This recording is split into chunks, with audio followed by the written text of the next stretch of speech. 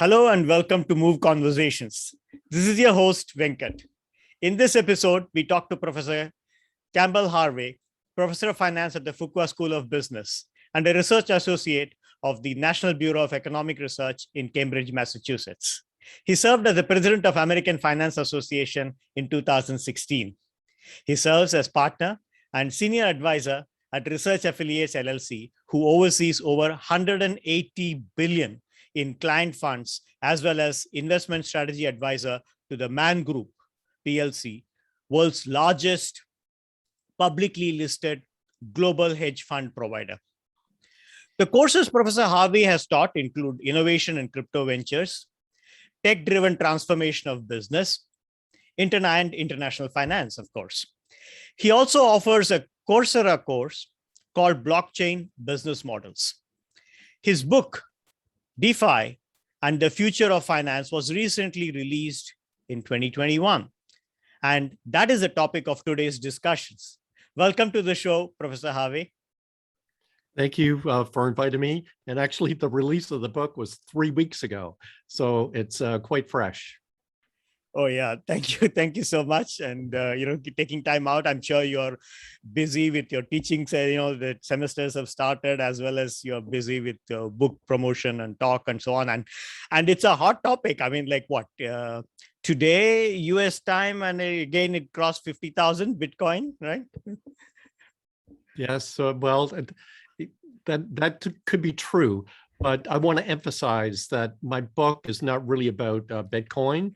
It's about this emerging space of decentralized finance. It's mainly based upon the Ethereum blockchain rather than the Bitcoin blockchain. Just much more you can do in Ethereum versus Bitcoin. But you're right, the interest is very high. It's finally got the regulators' attention. And I think that a lot of people really want to understand what's going on here. It's kind of complicated. And that's where I come in, both with my book, and what you didn't mention is something you don't know, that I've developed 4 different courses on decentralized finance. Wonderful. That are going to be released on Coursera. The first one's out, actually, and the next 3 will follow.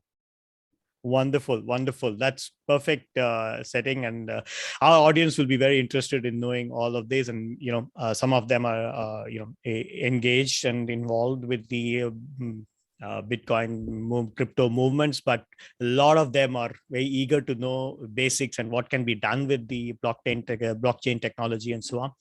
So let me begin with the opening of your book, right? The co-founder of Coinbase, in the foreword to your book, says, in the future, you can be your own bank and get credit. And he says that decentralized finance is a true internet of money. So please explain decentralized finance, or DeFi. Okay, so DeFi is actually fairly straightforward to explain theoretically. The idea is that we trade between peers, and we do that via an algorithm. So today, if we want to buy asset 2, let's say, pay with asset 1, we have to go through an intermediary, whether it's a credit card transaction with 3 layers in the middle between the peers, or a broker or a bank. This technology basically puts people together.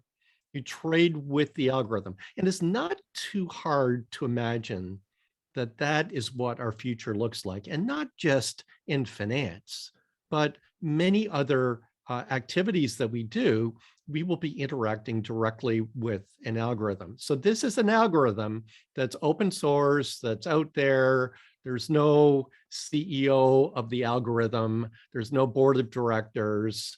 There's no head office. It's just a computer program that's open source that's out there. So decentralized finance is fundamentally about peer-to-peer exchange, but it also involves other things like savings. So if you provide liquidity, you get a reward for that. There's borrowing, which is available also. And again, this is much different. So your savings, you actually get a rate of return. If your money's in just a regular commercial bank, at least in the US, you get next to nothing in terms of an interest rate. And you need to ask why. And one of the reasons is that the bank needs to pay for the brick and mortar, the back office, the security, the profits, all this stuff just doesn't exist in this world of decentralized finance. And the last thing that is important for decentralized finance is the idea of tokenization, where everything can be a token. So it could be a token representing a physical asset like gold. It could be a token that is just a virtual asset like Ethereum. It could be a token that represents a share of a liquidity pool. It could be a token that represents regular assets like stocks and bonds, mortgages. It could be a non-fungible token that represents art, music, video. There's so many possibilities here, and decentralized finance offers the possibility of having everything tokenized. And I think that this is quite a radical change. What it means is transactions costs dramatically decrease. And it's interesting that economists disagree on almost everything, except for a very small number of key insights. And one insight that we agree upon is that reducing transactions costs is a good thing for economic growth. Right. So decentralized finance, from what you just described, does a lot of things similar to traditional finance and does more, you just said. So what are the specific problems of traditional finance that it solves? So cost reduction is one of the things that you mentioned. What else? Sure. So decentralized finance does solve a number of important problems. And the way I look at an innovation, the innovation really needs to solve at least one problem to be viable. I'm not impressed with innovations that solve problems that have yet to occur. So I classify in my book about 5 different problems. And you're right, we've talked about the first one, inefficiency. And just a little bit on that one, that in the book, I show an image of a Western Union wire transfer from 150 years ago. I saw that. And, very interesting. And it's hilarious because it's $300. And then the fee for sending is $9. So the cost is 3%. And that's the cost today of swiping a credit card. Exactly. 150 years later, nothing's changed.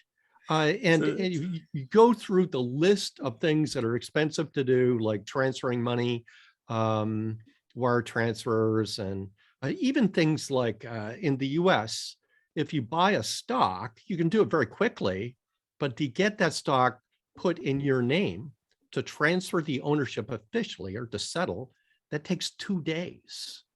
So 2 days in the age of the internet is completely unacceptable. In decentralized finance, there's no difference between the execution of a trade and the settlement of the trade. There's no gap. And you know why there's a gap in centralized finance? Because somebody makes some money from that gap. Right. So you take all those 2 days and all the capital and all of the interest lost, it's quite substantial. So that's number one, inefficiency. Number 2 is basically lack of inclusion. And what I mean by that is it's well known that 1.7 billion people are unbanked in the world. So no access. Absolutely. Payment mechanism. And my focus in my book on is a number that isn't well known, it's hard to measure. And this is the underbanked. So these are people that have a banking relationship, but they can't fully take advantage of it. And let me give you an example. So the example is an entrepreneur that's got a great idea. The entrepreneur is banked. the entrepreneur goes to the bank, pitches the idea, and the idea's got like a 24% return on investment per year possibility. The banker likes the idea, but says, sorry, I can't lend you the money because you're too small. And I would prefer to deal with one large client rather than 100 like you. So the banker said, well, you are a customer and you do have a credit card with us. So what I'm going to do is increase your credit limit to cover the size of this loan. And, Right. and we all know what the rate of interest is on a credit card loan. And often it is 24%. So Correct. in that case, you've got a great project that is never pursued. And that is the kind of project that we need to drive economic growth. So I think that this is really important. This lack of inclusion is very important in terms of the way that our system is failing right now. The US is stuck in 2% growth mode, Europe in 1%, Japan 0%. That we're not, advancing fast enough. And I think our financial system, and this is based on some of my own academic research, our financial system is really holding us back. So number 3 is the lack of interoperability in our financial system. So if I have got an idea that I want to buy a stock, I need to set up a brokerage account, I need to get money from my bank account to the brokerage account, that could take 2 to 5 days because it's not interoperable. Right. So in decentralized finance, I want to do a trade. I've got a wallet, and my wallet is like my bank. And that's what the co-founder of Coinbase and Paradigm was talking about in his foreword, that your mobile phone or your laptop is your bank. You don't need anything other than that. So I've got an address, I link it into a decentralized exchange. I'm ready to go within a minute. I'm ready to trade within a minute. So everything is interoperable, and it's sometimes called DeFi Legos because everything fits together so nicely. So that's number 3. Number 4 is this idea of centralization versus decentralization. So the banking system today is highly concentrated. Our banks have market power, so they extract a cost from all of the people that they deal with. And it's not really a competitive environment. And basically, if you think about the banks today, they're very similar to the banks of 100 years ago. And the stock exchange is very similar. The insurance company is very similar. The same business model. And with decentralized finance, you basically, it's much more competitive. It is by definition decentralized. A protocol, which might be a trading protocol, is controlled by those that use it. So it's very, very elegant. And then there's this idea of opacity. And I was struck by comments made by the US Senator Elizabeth Warren in a letter to the Treasury Secretary recently, where she referred to DeFi as a highly opaque area of the cryptocurrency market. And I read that and I laughed because it was clear that she or whoever wrote that letter to the Treasury Secretary had no idea what decentralized finance was really about. Decentralized finance is completely open. So the algorithms, which are called smart contract, are open source. Anybody can see them, and anybody can see the balances. So if you're trading with somebody, you see exactly what they've got. So it is the opposite of our system today. You want opacity, you talk about our current system. Our current system, you deal with the bank, you have no idea what the health of that bank is. And you basically trust the regulator to monitor the health of the bank. And we all know the track record of the regulators is awful. And we don't need to look back to the 1920s and 30s. You look back just a decade ago, a little more than that, to the global financial crisis. So again, these are 5 problems that exist today that decentralized finance addresses directly. Wonderful. In fact, on your last point, often, good customers like us often think that, like, why do they keep doing this KYC every year, every 6 months, every 2 years, whatever? It's become a pain for common, honest customers. We need a KYB, know your bank, and which is not there from their disclosures, from their filings. We don't know really. KYB is more today important to us than KYC. Yeah, so I totally agree. And look, in the future, as Fred mentioned, the bank is your smartphone. And just to give you an example of this situation, consider the country of Venezuela. So right. Venezuela has had irresponsible fiscal and monetary policies. They've been mired in hyperinflation. So the rich in Venezuela, this is no big deal because they have US dollar bank accounts offshore in the state of Florida, usually. So, right. So inflation can run at 700%, and basically they're protected. It's a little annoying, but you keep your wealth. Everybody else, the average person in Venezuela, gets hammered by inflation. It's a huge tax on them, and they can't do the same thing as the rich because they can't afford to go and set up a bank account in Florida. And anyways, absolutely, the size of the bank account would be so small. So in comes decentralized finance, and now the large proportion of the population that was being hammered by inflation, well, they've got a smartphone, and on their smartphone they can keep tokens that are linked to the US dollar.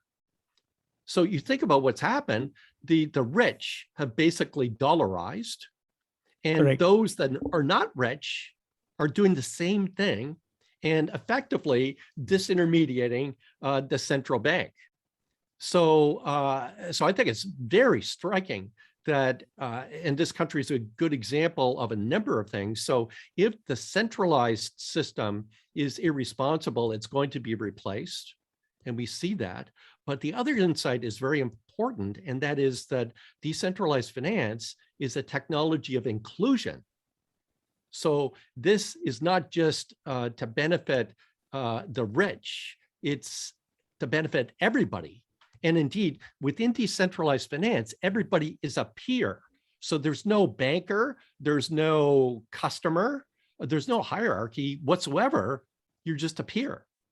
And right, and that's how it works, and that's how it will work, and that's how it will disrupt very severely our current banking system. In 15 years, it will look so different. You won't recognize the system. Some of the banks will remain, they'll be smaller, and they'll have a different business model.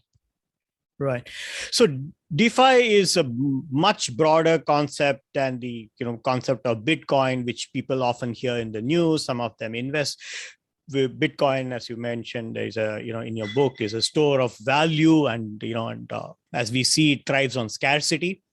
So it's an asset class. So you have given a very nice comparison in your book of the value proposition of Bitcoin versus US dollar. Can you please share with our viewers? So Bitcoin, I say, is a store of value currently, but an extremely volatile store of value. Right. So it is like 6 times more volatile than, let's say, gold. So it's mainly used for speculation right now. The original vision for Bitcoin was for a transactional role. So Satoshi Nakamoto's key paper in 2008 was about using Bitcoin for transactions. However, that's just not feasible today, currently, because the cost of transaction is too high. So when I was teaching earlier this year, there was somebody moved $5.4 billion worth of Bitcoin in less than a half hour. And the total cost was $19, which is remarkable for a transaction that large. But that $19 is a lot if you're thinking of buying a cup of coffee. So Bitcoin really can't be used in its current form for transactions. However, there are some technologies that allow us to transact off the Bitcoin blockchain in a special secure, it's called a multi-signature wallet that allows for very cheap transactions. And then every so often you go out to the Bitcoin blockchain. So there's still hope for Bitcoin as a transactional mechanism. And indeed, that's exactly what the country of El Salvador is doing.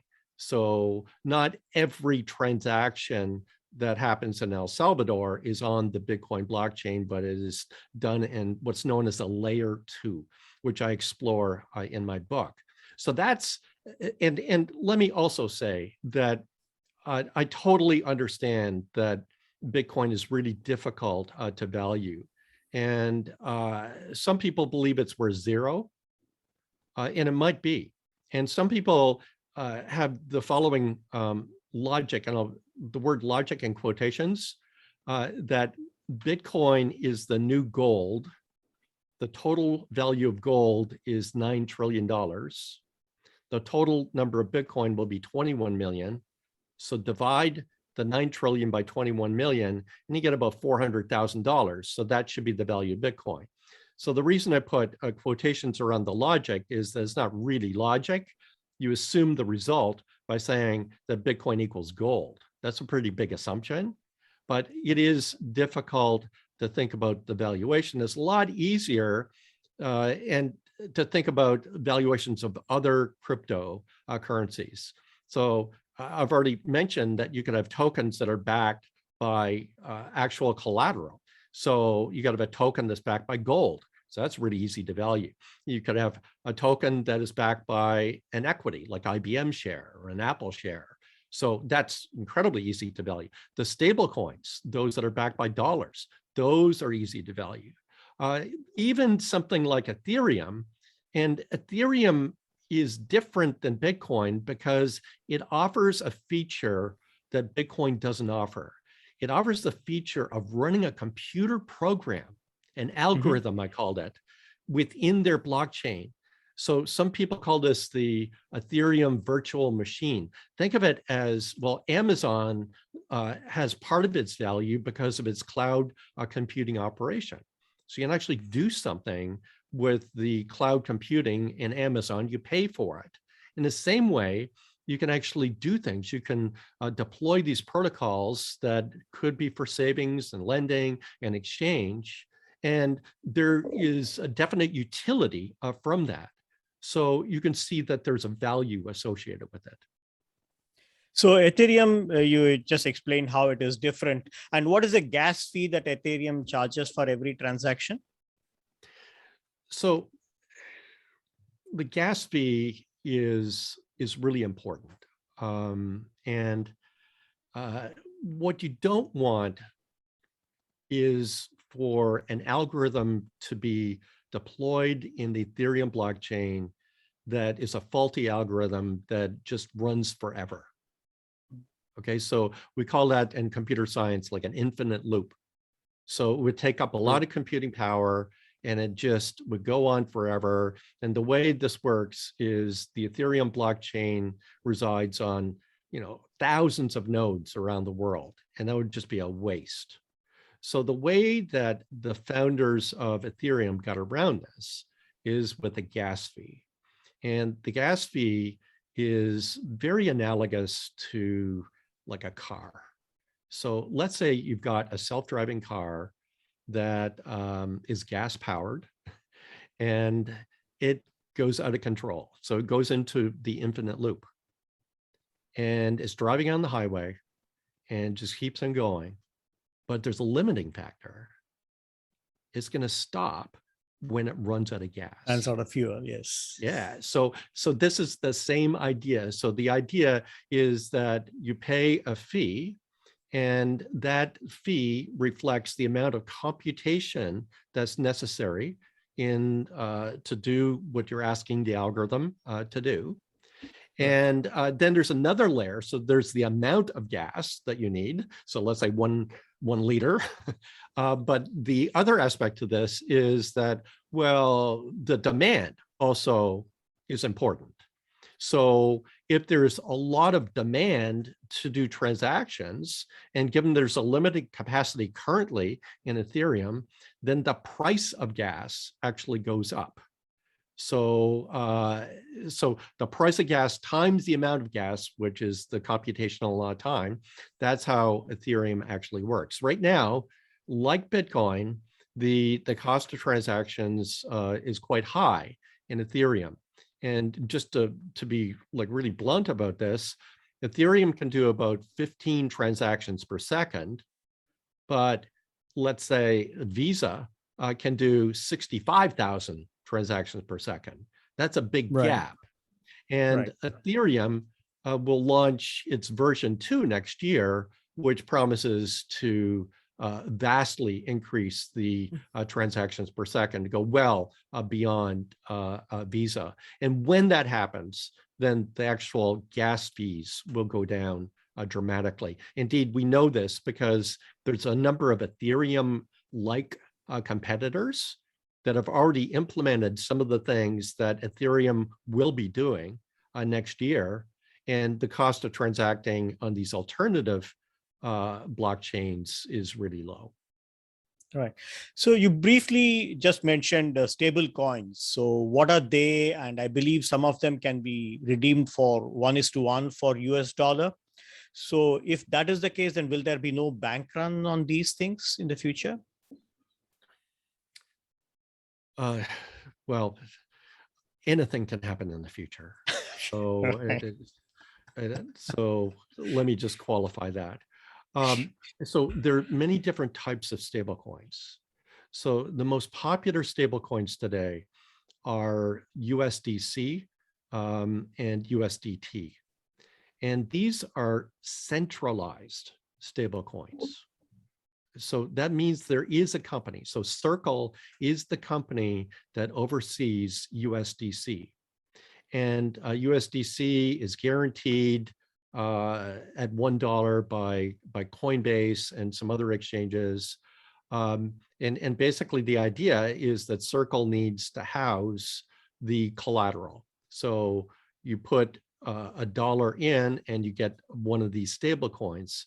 So Circle has to actually hold that dollar. So how do you actually do that? So you could buy, let's say, treasury bills is one thing you could do. Some of these stable coins are buying riskier things like commercial paper is probably not what you want to do because you never know what could happen. And we've been through the global financial crisis. We saw what happened to the money market funds. But they can also put they can put money in the bank. And the problem with that is that the insurance, the federal deposit insurance in the US has got a limit to it. So if you have $20 billion and you put that into a bank and the bank fails, then you're in trouble. Correct. So, and then you can't really go and deposit at 1,000 banks. That's just not feasible to organize. So it is a real dilemma. And it's really interesting what's happening because Circle has applied to become a bank. Okay, so and they want to become a very special bank, which probably most of your listeners have never heard of this type of bank, and it's called a narrow bank. And let me explain what that is. A regular bank, you deposit $100, and then the bank sets aside, let's say 10%, and that goes to the central bank as a reserve, a required reserve. And the other $90, the bank takes in, lends it out, and does all sorts of stuff, uses it for collateral, puts it to use. So a narrow bank has a totally different business model. They take your deposit and instead of putting 10% with the central bank on reserve, they put 100%. And that's all they do. They take your deposit and park it at the Fed. There is some small interest rate that's paid on what's known as the excess reserve. So there's some cash flow coming in. But if you think about this deeply, what Circle is basically doing is the Fed in the US would be effectively insuring their stablecoin. So Correct. effectively, the USDC becomes the central bank digital currency. It's that easy to do. So the Fed will fight this. I doubt it will happen, but there is a risk to these stable coins that are backed by US dollars. There's another type of stable coin in the second category that I'm much more enthusiastic about. And that is a stable coin that has virtual collateral. And that would be collateral, for example, it could be Ethereum as your collateral. And that's easy to monitor. You see exactly what the collateralization is. And some of the leading protocols are the MakerDAO protocol, and DAI, D-A-I, is their stable coin.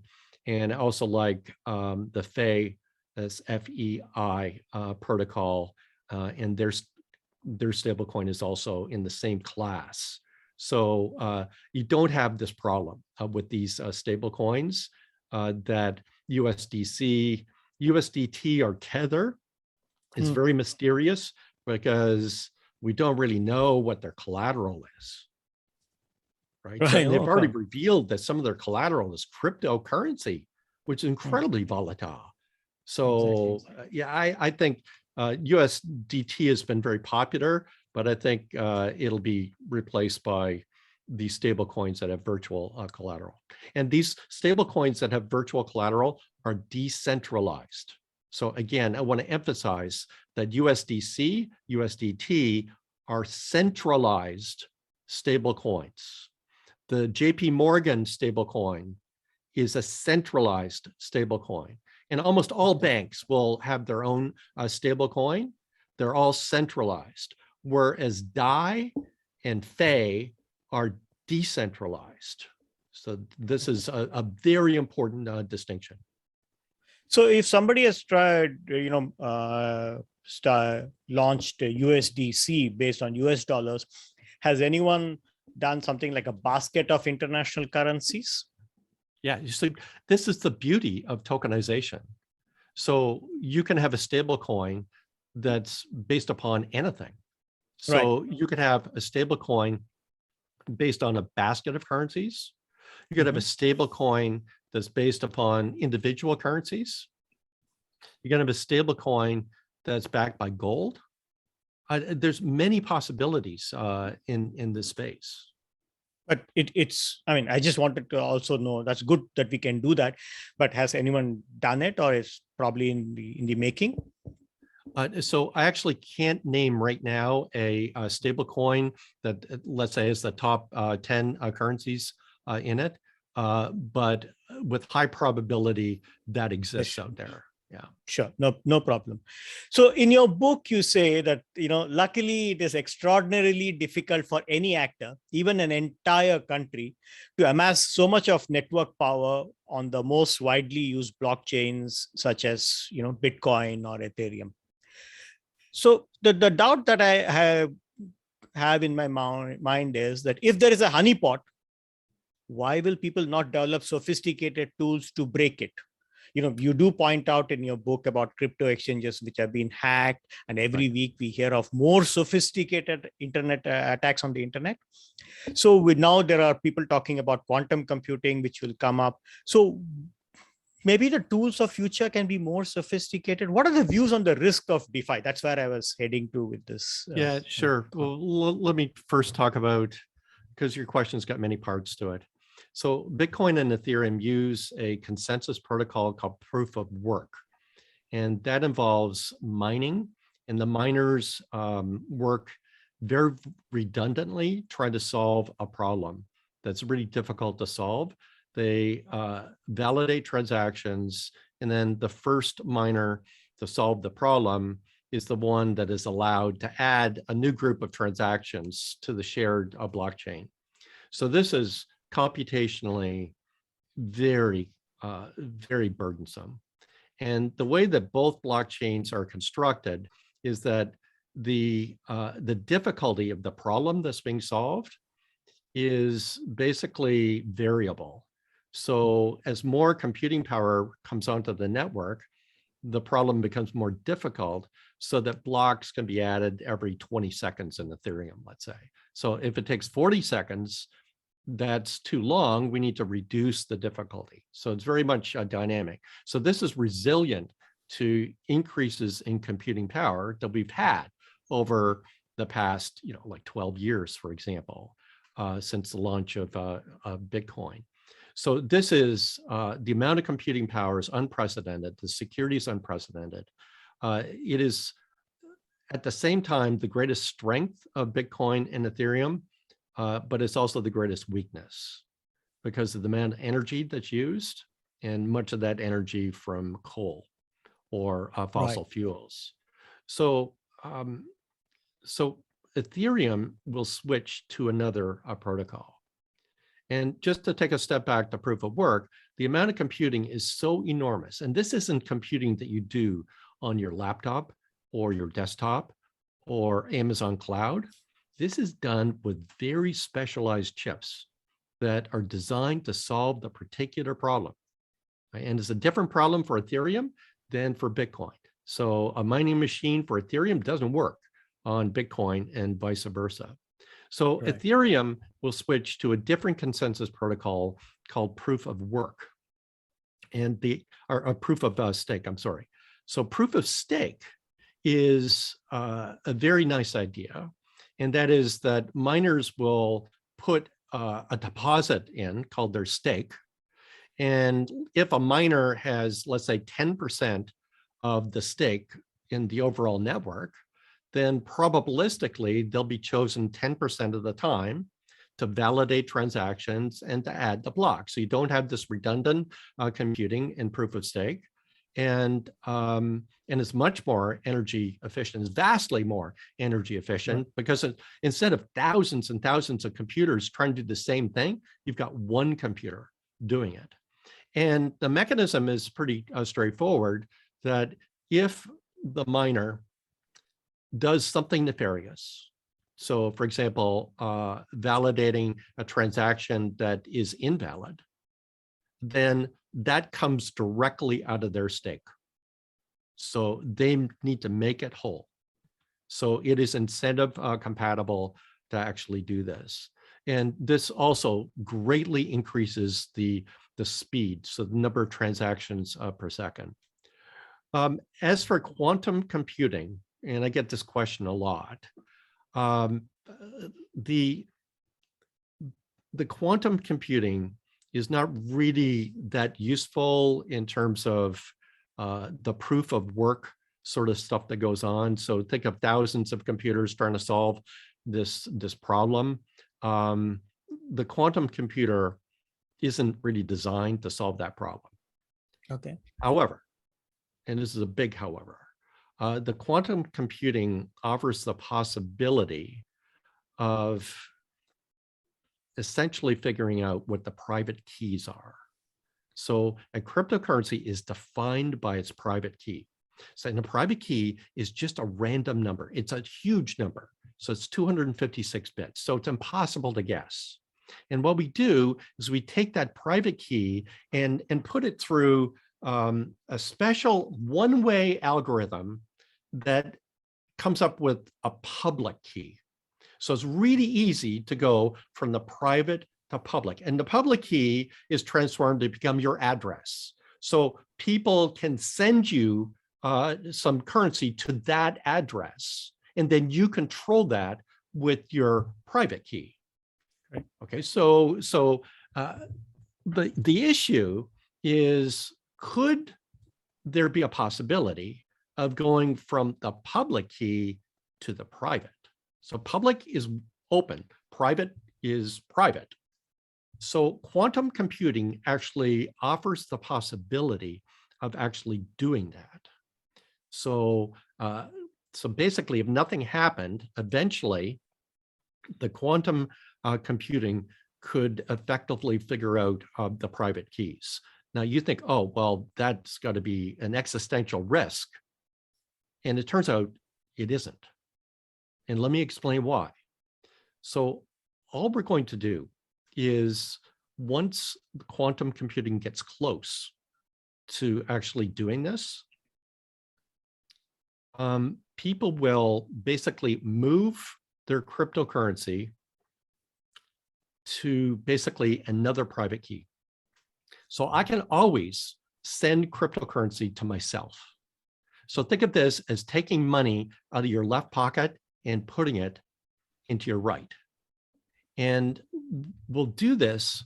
And when we do this, we will basically sign that transaction with what's known as a post-quantum or a quantum proof of signature. And that defeats the quantum computer. So anybody that wants to save their cryptocurrency will do this. So we're always one step ahead of this. But what is interesting and isn't that well talked about is, what about all of the cryptocurrency that's been lost? Mm-hmm. So there's millions of Bitcoin that have been lost. And what I mean by lost is that people have lost their private keys. Correct. So that is just a bonanza for the quantum computing firms. And it's perfectly legal to go and harvest, tens of billions of dollars, or could be actually more like $150 billion of Bitcoin, and who knows how much Ethereum also. That's just for the taking. That is the biggest payoff right now for quantum computing companies. That's the last point is quite interesting. It's analogous to, when maybe the ships that sank in the 16th century, 17th century, and if the people believe or they know that like they had some treasures, gold, and so on and so forth, you have divers who go on those special expeditions and they bring it out, and and if it is international waters, probably some of them don't even have to come under governmental jurisdictions and of the treasures, and the treasure hunt they go on literally. So sounds like that, the last part. Yeah, no, it is. And again, it's just for the taking. And somebody might say, oh, well, you just recovered my Bitcoin, my 1,000 Bitcoin that I lost the key for. And then there could be hundreds of people that make that claim for the same 1,000, right? So, oh, well, that's my public address. And right. Without the private key, you can't prove it. You can't prove that it's yours. So yeah, it'll just be for the taking. It's kind of interesting. But again, quantum computing is quite misunderstood. It's actually the subject of one of the courses. You mentioned I teach tech-driven transformation of business, and that's one of the topics I deal with in the course. Right. So changing gear, China has created digital yuan recently, and they declared that all cryptocurrency transactions as illegal. So what are the regulatory risks of DeFi, and should we have regulated DeFi? Okay. So China will be the leader in central bank digital currency. So China has got problems. And one problem is that those that have made some money want to get their money offshore. And China has very severe regulations that limit the amount of wealth that you can transfer every year offshore. And they saw cryptocurrency as basically a way for people effectively to offshore without actually offshoring. And what I mean by that is cryptocurrency just exists on thousands of ledgers around the world. So if you've got a Bitcoin, that Bitcoin lives in a ledger that is identical and replicated in thousands of different nodes around the world. So it's not like you're actually transferring anything, it's just there. So just holding that crypto is enough for you to effectively defeat this idea of limiting the transfers. So China will move to a central bank digital currency. They will restrict the use, as we've already seen, of cryptocurrency. And they're in the best position to actually do this. Okay, we know that justice is swift in China. There's no appeals court, Supreme Court, and stuff like that. That justice is swift. And on top of that, given their system, it's credible for them to impose a central bank digital currency. So think about the sort of things that happen. This means that the government has the ability to efficiently collect taxes, but they could be very selective. So they could tax your wealth 100%, right? So they could effectively delete your wealth, because this is a centralized system. And oh, by the way, they also know every single transaction that every single citizen makes. Absolutely. So again, you could do this in China. To do this in the US is going to be highly problematic. So that just not going to work in the way that is implemented in China. So you mentioned regulatory risk, and that's, of course, one of the risks. In my book is not like an advocacy book. It's not a marketing book. That's why I'm talking to you. I'm an academic, and I teach this stuff. And I decided that, well, I really admire my Duke students. It's time to move beyond Duke, to have a larger audience. And I think that in my book, I give this balanced assessment of all the risks that decentralized finance faces. And one of the chapters is on regulatory risk.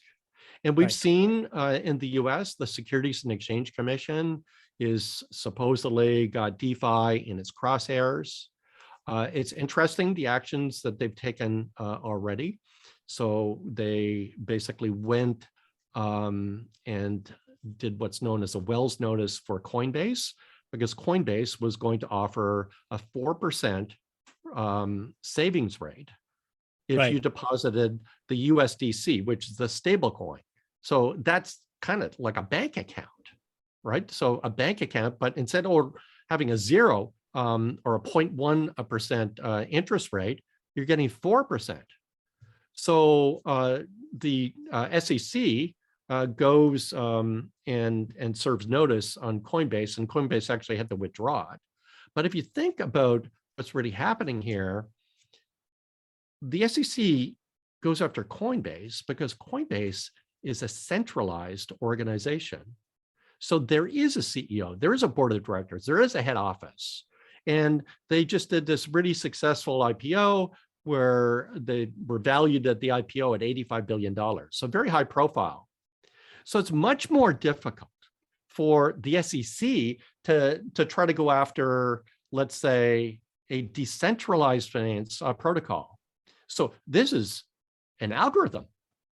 So who are you going to serve notice to? The algorithm resides on thousands of computers all over the world.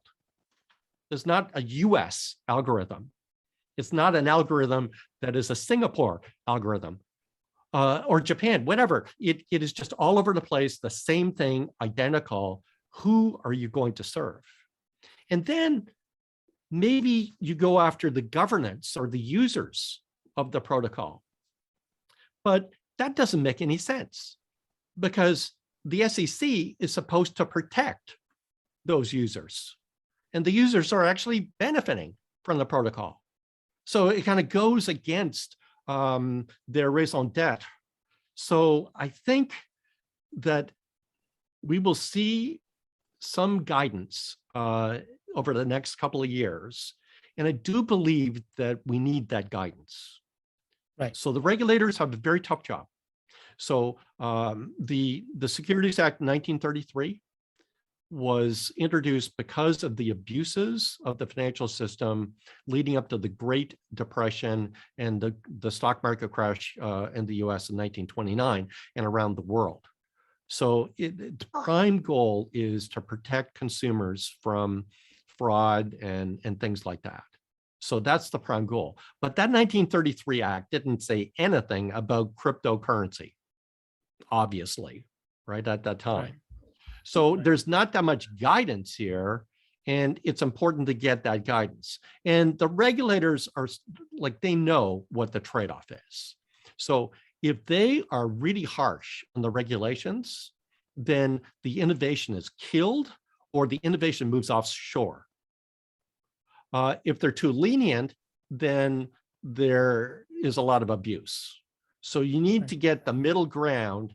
And right now, we don't even have the middle ground. They're trying to figure it out. It's hard to figure out because this technology is complex, but they're trying to find the middle ground. And actually, I think that what they will come up with will be helpful. And I heard this great sort of metaphor about regulation and DeFi at a conference, and it was a very distinguished lawyer from the US firm of Davis Polk, who does really good work in the crypto space. And what she said was the following. She gave the example of a highway. And regulations basically ensure that there are lanes painted on the highway. Correct. There are on-ramps and off-ramps that are clearly marked on the highway because of the regulation. And the result is that it allows cars to go faster on the highway.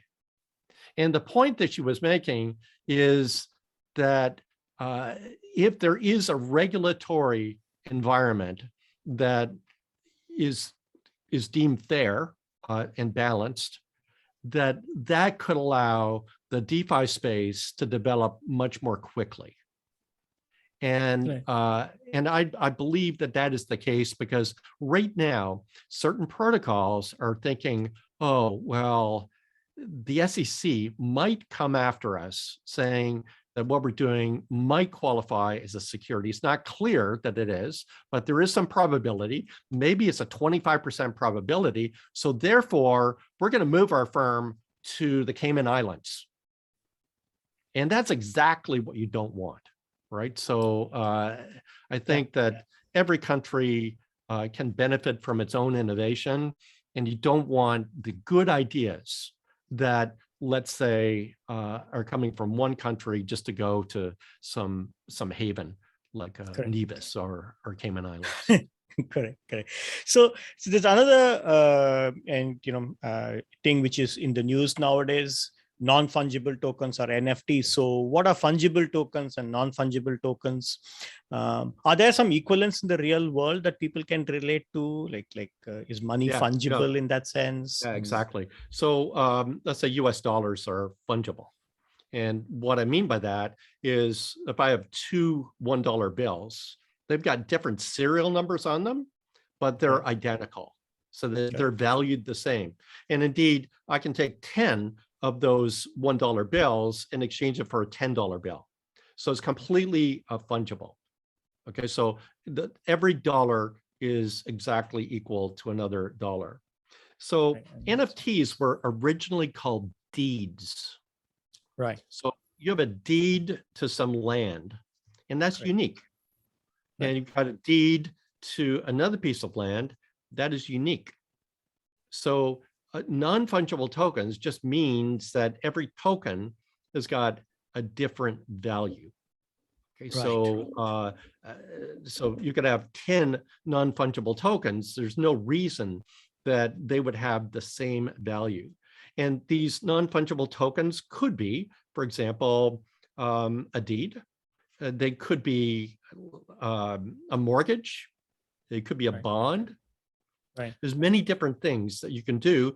And what's become popular is to tokenize let's say art. That's got a lot Yes. of News, yeah. sports things like trading Baseball cards. cards, yeah. You know, the first tweet that was ever sent was Yes. NFT'd. Certain video clips. I think Time Magazine did their covers, and that sold Yes. out very quickly. So it's a really interesting idea. And again, this is consistent with what I said at the beginning, that in the future, everything will be tokenized.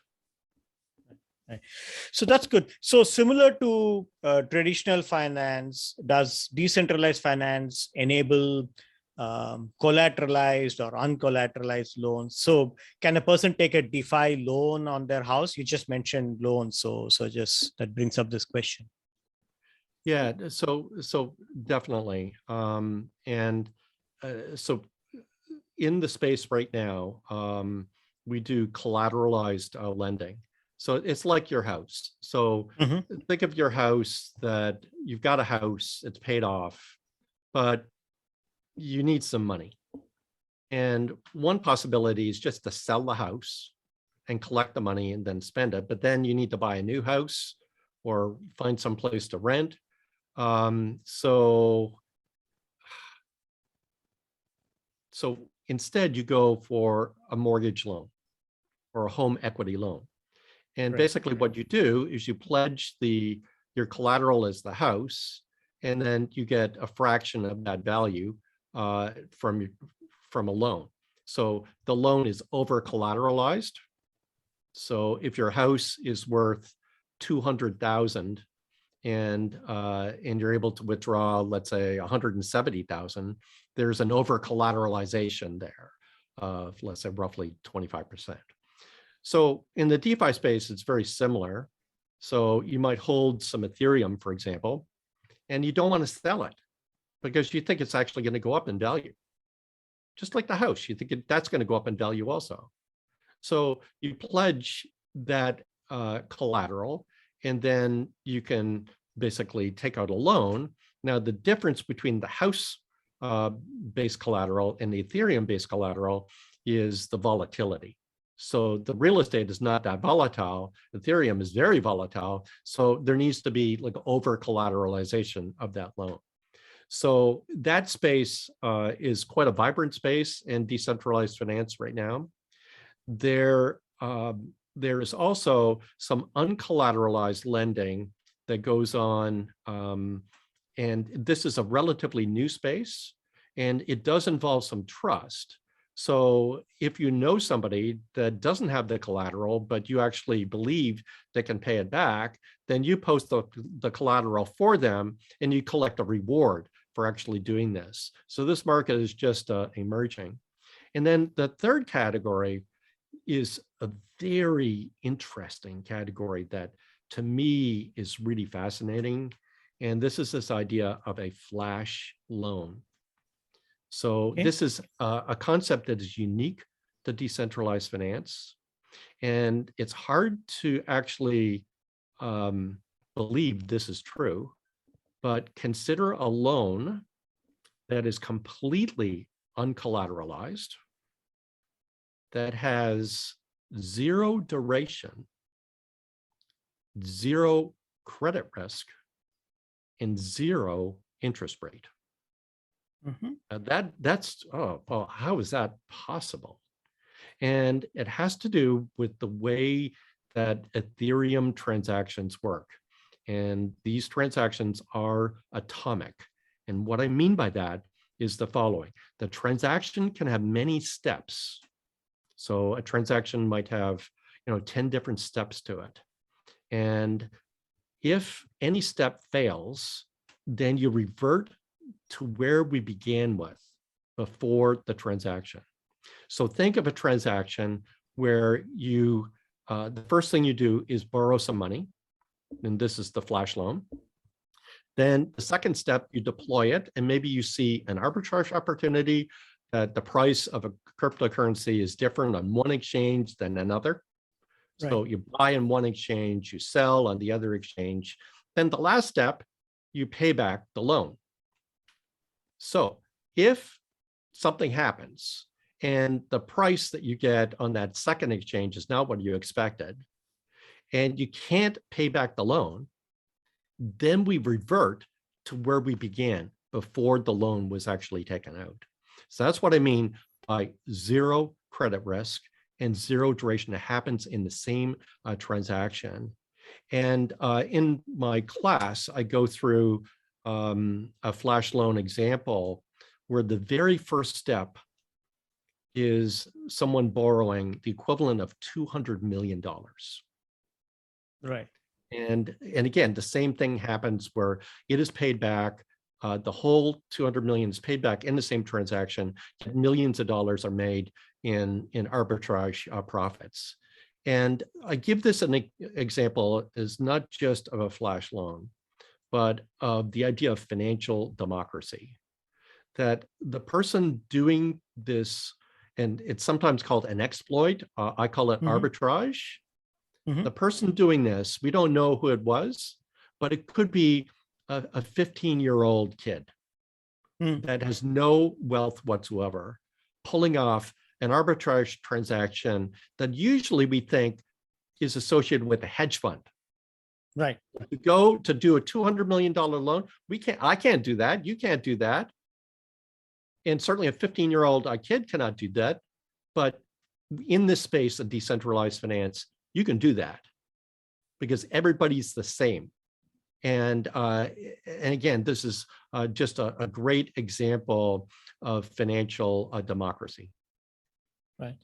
So, talking of loan, then, whenever we say loan, we think of loan default. So Ethereum accounts you mentioned are pseudonymous. So enforcing repayment, in your book, you say enforcing repayment in the event of a loan default is virtually impossible. So help me understand. So is that not a matter of concern? No. So and MakerDAO is a good example here, and I give them a lot of attention in my book. So the idea is that the loan is over collateralized. Right. And as soon as you drop below the minimum collateralization ratio, then there are people called keepers, and it's a special term for in decentralized finance, that go and close out your loan. So they will liquidate, and they collect a fee from actually doing that. So that's the first kind of level here to prevent a situation where there's a default. So this is not a default. There's still plenty of collateral there. And the keeper will basically close out the loan. Any residual amount is paid to the borrower, and we're done. But if there was a massive drop in the collateral value, then there's like a reserve pool that could be drawn upon. And then there's a third and fourth level of risk management within the system. And again, everything is completely transparent. Okay. So all of this greatly mitigates the probability of a serious default. And again, you're right that everybody's a peer, but we don't know who the peers actually are. So there's no need for a credit check here. Right. So you mentioned transparency. So transparency of smart contracts, as you said, reduces and eases the threat of legal burdens. You say that in your book. Help me understand here. Powerful entities can still drop the smart contracts, and internet, we see so many contracts, and we have no choice as an individual to agree on the terms. So I mean, in DeFi, also big companies can still enforce their side of the case and trouble the small guy, or is there a mechanism to not hurt the small guy? My understanding is not correct. No is it? Small guy. That's the beauty of DeFi, that everybody is a peer. There's no, rich peer and poor peer. Everybody is equal here. So these contracts, once deployed, they're just open source contracts. So it's just there forever. There's a number of different types of smart contracts. So one is a contract that's deployed, and that's it. So once it's deployed, it's there forever. And then there's other contracts where certain parameters in the contract can be controlled by the governance of the protocol. So for example, I mentioned the collateralization ratio. So that could be a tuning parameter that the governance could actually vote on. So if a cryptocurrency became much more volatile, for example, than it was in the past, then maybe you want to increase the collateralization ratio. Or for example, a savings rate, you might want to alter the savings rate and the governance could vote on that. So the people that are using the protocol are often the people that have that governance and they want to do the best thing for the protocol because the value is basically associated with the governance tokens. So look, we've had plenty of situations already where smart contracts have been deployed that have been flawed. So even today in the news, there is a very prominent protocol where there's a bug in one of the contracts they deployed that is going to be very costly for the governance of the protocol. This stuff happens all the time. And I want to emphasize that this idea of decentralized finance is not without risk. And again, I spent a lot of time on these risks. And I think that it's really clear to me that any technological disruption of the scale of decentralized finance is going to carry risk. And you can't eliminate all that risk. You want to eliminate the risk, then just go buy treasury bills. Yeah, that's true. So there are risks, and some people will lose money. That's true. Some protocols will be attacked, drained. I go through plenty of examples, but we learn from that, and we can fix things very quickly. So given everything's open source, so you see a contract, you like it, but you think, well, I can improve upon that by adding X. Well, you add a couple of lines of code to the copied code of the what you saw out there, and you can redeploy, start a new contract very quickly, and then that can become popular. And think about centralized finance, how difficult that would be. You're doing your online banking with your bank, and you see something that the bank could do differently that would make it better for the user. And then maybe you contact your bank and they think it's a good idea. And then maybe like 2 years later, it appears. And it's a totally different world where here it appears very quickly. You can do it very quickly. Correct. So I wanted to bring the context of developing economies, the broader world here. We have seen, mobile payment mechanisms like M-Pesa in Kenya and rest of Africa, Alipay in China, empower the common person and, small businesses, right? And you mentioned about how they can be, banks don't care and they charge credit card interest. And in these countries, they don't even have credit cards. And these guys have actually empowered small businesses and small common man. So similar systems are also picking up in India and many other developing economies. So what I wanted to hear from you is how can DeFi help these countries and people in their financial transactions and without being cheated out of their hard-earned money by bad actors? I just wanted to put that side also to it. Yeah, so I definitely, I teach this stuff. I've got a lecture on the history of money and the history of digital money in particular. And M-Pesa was a great idea that basically originally the way it started was that people were transacting in mobile phone minutes. Correct. So yes. they're just bypassing the currency completely in Kenya. So, but this is just an example of fintech. And I talk about fintech in my book. And a lot of the fintech today, like Alipay, for example, or WeChat Pay, it Yeah. still relies upon the centralized banking system. In the US, the Absolutely. major fintech firms, they're relying upon the backbone. So what they're doing is they're reducing transactions costs, which is good.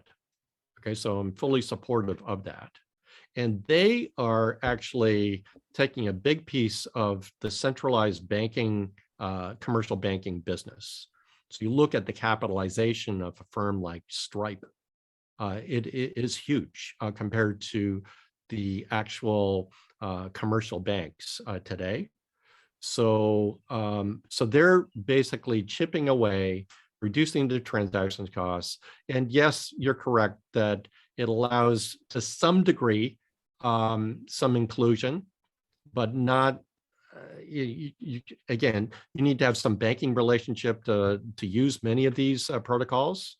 So it's not what you think that this serves the unbanked. That's not really true. But I think it's really important to put this into the longer term context. And in my book, I argue that the current wave of fintech is fleeting. Indeed, you kind of started off the first question quoting, the co-founder of Paradigm and Coinbase. So he actually made the statement in my course that the current wave of fintech is like putting lipstick on a pig. What he means by that is that, okay, well, it's great, it reduces transactions cost, but only to a certain level. And given that the current wave of fintech is using the same centralized infrastructure, there's a limit as to how far we can actually go with that. So, and that limit just doesn't exist for decentralized finance, which basically deals peer to peer. There's no middle person. So the current fintech, it's centralized, use the same infrastructure. Yes, it's true, transactions costs are lower, but use the same infrastructure and central banking system. Thank you very much. That was a very optimistic note to bring the discussion to an end. So, we do look forward to those futures where the broader, the underbanked and unbanked benefit from the good things in DeFi. And thank you very much for taking your time out. And I think your explanations are lucid and very clear for people who have a non-finance background also to understand. And that's also true of your book. I thoroughly enjoyed it, and I'm sure our viewers will. And, we strongly recommend that people get an insight and a deeper understanding of this rather than the headline news that comes every day. Thank you very much, Professor Harvey. Thank you for having me on. Thank you for joining us in yet another episode of Move Conversations. Hope you enjoyed this episode. Please subscribe to the Move Conversations YouTube channel and press the bell icon to get notifications of new episodes. Thank you very much. Till I see you in the next episode. Thank you very much. Have a great day.